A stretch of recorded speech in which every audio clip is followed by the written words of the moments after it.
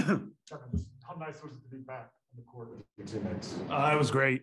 Obviously, a little bit of rust there, but I felt like in the second half, collectively, we competed a lot better than we did in the first half. We gave ourselves a chance. Obviously, we were fighting from behind against a very good team that, after last night, definitely want to come out on their home floor and get a win, but we didn't make it easy for them. So I thought we played a lot better in the second half, and I was very happy to be back, but obviously wish we would have won. Watching this team, but being back, what is Ricky, and you've known him for a while, what has his effect done? How's it helped you guys play, and what have you seen what he's done for your teammates?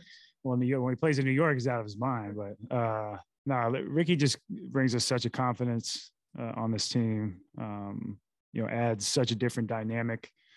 It's infectious to be around, just the way he shares the ball, the way he plays, the way he gets everybody involved. But he's also looking for a shot. I think he's keeping defenders honest now. When he's hot, and we just, there's times where, that basketball, we just have to keep going to him and keep letting him make plays. And it's a beautiful thing when him and DG are out there just facilitating for us. And I think Ricky does so many great things for us to help us win.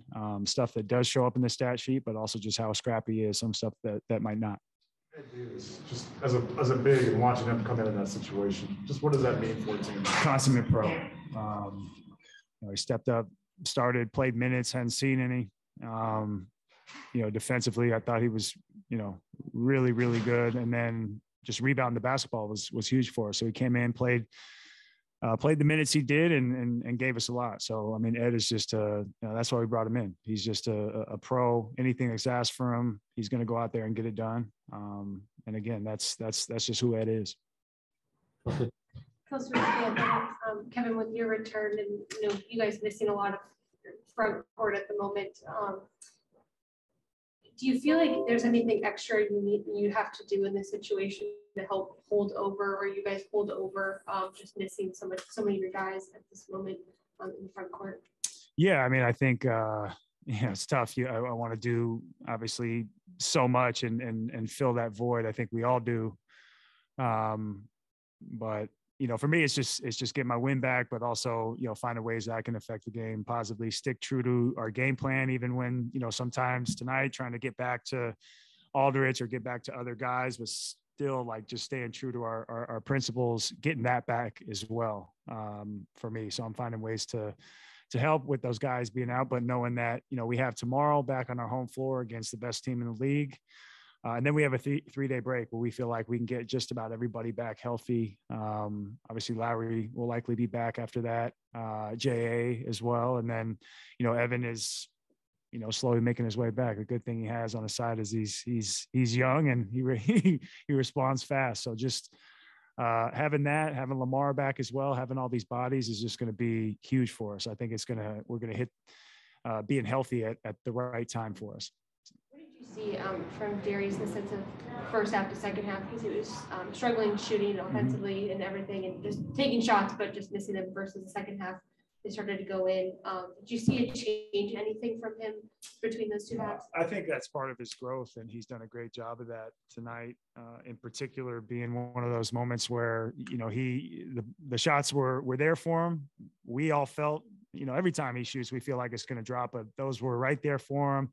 In and out, even the ones close to the bucket. But I thought he really stuck with it. And he was actually, at least since I've been out there with him, the most vocal he's been tonight. Like he wanted guys to know that even though we have guys down, we really have a shot to win this basketball game, and we can do it against anybody. So I think this game, hopefully will be different for us come Monday.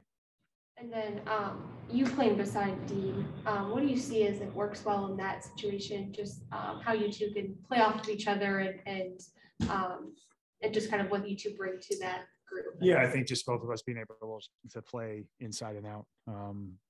Just being smart basketball players, seeing how we can best affect the team, understanding when we should roll, when we should pop, and then just playing to our strengths as well. But, Dean was faced with an incredibly tough assignment tonight, one of, top 2 or 3 toughest assignments in the league. So, we just had to, really help him and throw bodies at KD. Cause, for anybody, not just Dean, but because he plays so many different positions for us. He does so much that's asked of him. We ask a lot of him. He goes out there and just competes. So, guys like him, I can't say enough good things about. Chris, go ahead. Chris Fedor, Cleveland.com. Hey, Kev. What kinds of symptoms did you have? I went through it, man. First 4 or 5 days were pretty tough. All the usual symptoms I think that people might get, just a lot of crazy muscle aches, sensitive skin, can't smell, taste, crazy body, like body muscle spasms, fatigue, and then just like, chest and head got hit pretty tough as well. So, definitely don't wish that on anybody, but, after about 5 or 6 days, I started to come out of it. And then probably Friday, I was able to start working out again and, just start getting my stamina and win back these next few days. What was the hardest thing about being away from the team during the time that you were away? I'll tell you, the hardest thing for me was wanting to be in those locker rooms post-game in Toronto and in New York.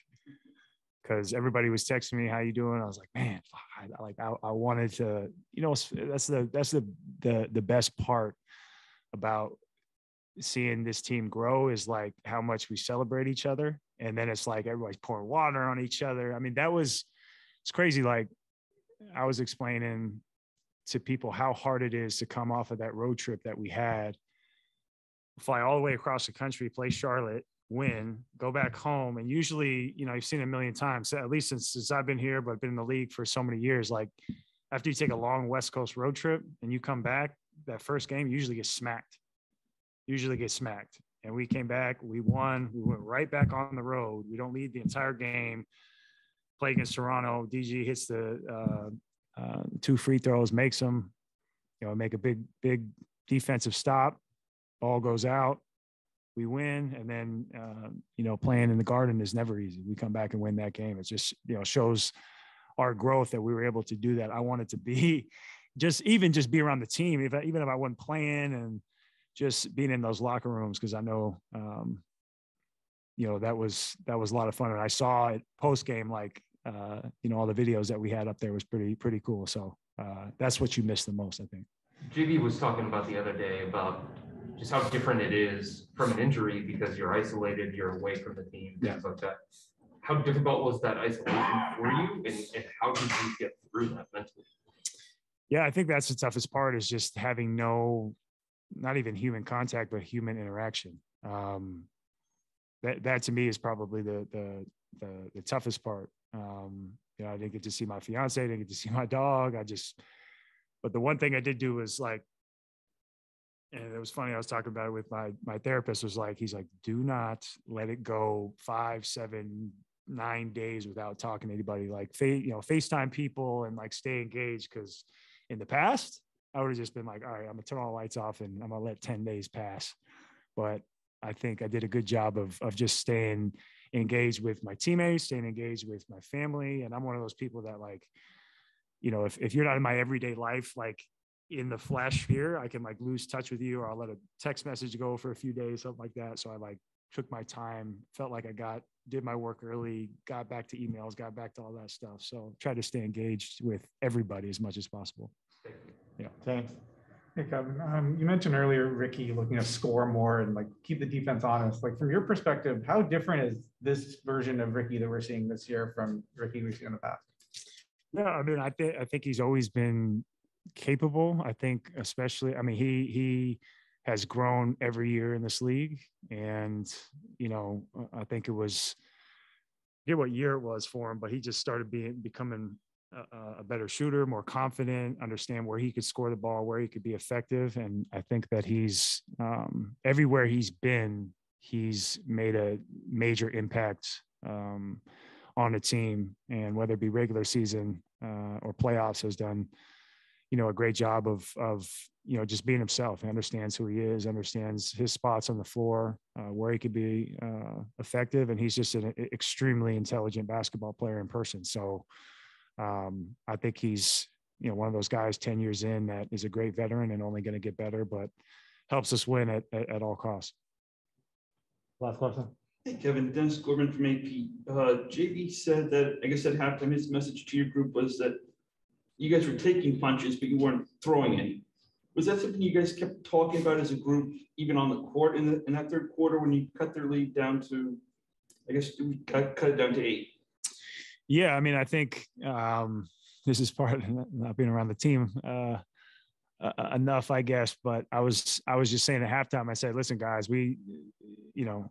what my first thing that I said was, listen, guys, we got to find a way, no matter what happens, to get better tonight. Like we obviously don't have anybody. Let's not make excuses, but listen, we got to find a way to get better tonight. And the same thing could happen tomorrow. It's 2 different challenges. It's 2 different, but they're like, no, we can win the game. I'm like, okay, I like that. So JB came in and said, we got to start throwing punches. And I was like, you know what? Throw everything I said out the fucking window and let's go win this game. So I thought we did a good job of responding to what JB was asking about us out of us in that second half. And I think we definitely, as you mentioned, and JB mentioned, were, throwing the punches rather than and shooting the ball with confidence and getting into the lane a lot better. I thought there was so much that we did different in that second half that we always talk about, make the other team feel us. I felt like we did that. EG, starting off slow, just what keeps you confidence now? Coach talked about maybe in the past you wouldn't have stayed aggressive. What keeps you aggressive now? Coaching staff, teammates. They were really just hoping to keep being aggressive.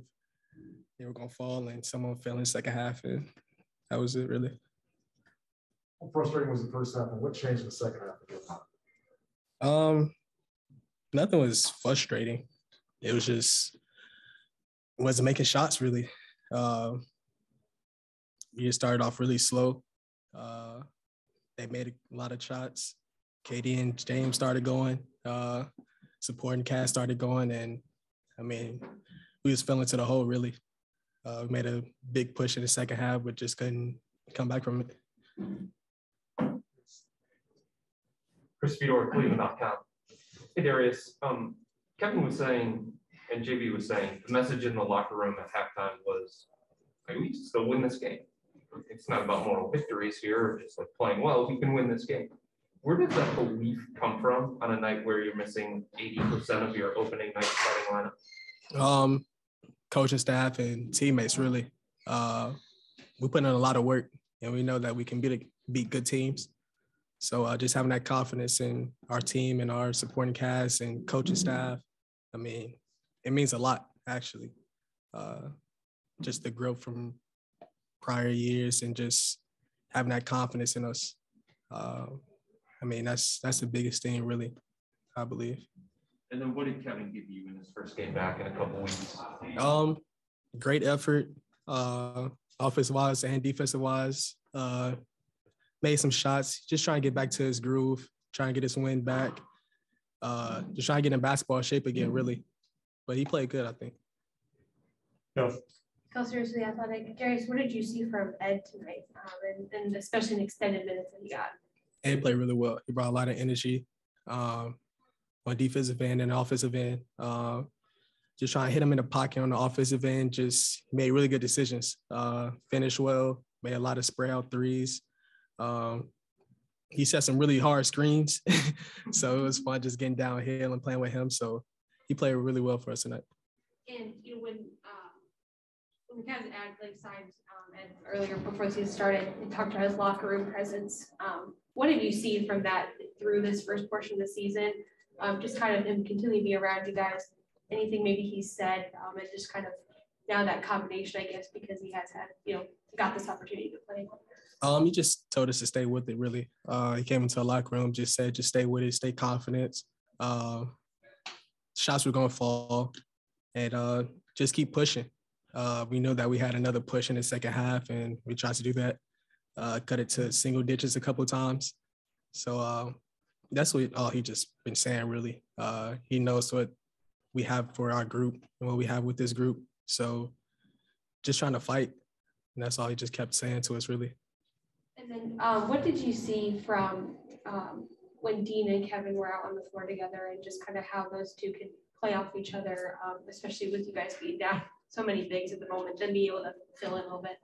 The floor was really spaced. There was a lot of driving opportunities from me and Ricky and Isaac. And they made some shots. So, I mean, that's what really got us going a little bit when Dean and Caleb started making shots. So it was like a lot of drive and kick opportunities. They were both battling on the glass and just trying to stand their man up on defense. There was a lot of pick and rolls that they were put in. So they were doing well in pick and rolls. And I mean, I think they played well together, actually. Last two, James, and then Chris finishes up. Hey, Darius. You know, Kevin and Ricky obviously have history together dating back to Minnesota. Like back in training camp early in the year, could you see that sort of chemistry come out with those two? Yes, every day. Every time they were on the same team, it was always some different kind of handoff or pistol action. And like they were just in their own world. Like they was playing 2-on-5 really. So yeah, their connection is really good and they still got it to this day. Chris, finish off left. Darius, we haven't talked to you since. How did you take the news of Evan's injury? Another injury. It happens all the time. I mean, it's his first stretch of games. So now, I mean, unfortunately, it happened really early, but I mean, stuff happens like this all the time. So it's just another injury. He'll be back soon. How was it different without him tonight? It was your first game without him. With him and JA, it's like no rim protection, really. So we just all had to be pulled in and just help each other. Had to rebound the ball together collectively. And that was it, really. I mean, on defensive end, and on the offensive end, I mean, his presence is definitely missed, but you just got to keep fighting through it. Like I said, Ed and K-Love came in, Dean came in play. I mean, our supporting cast came in and helped us. So just got to keep going with that.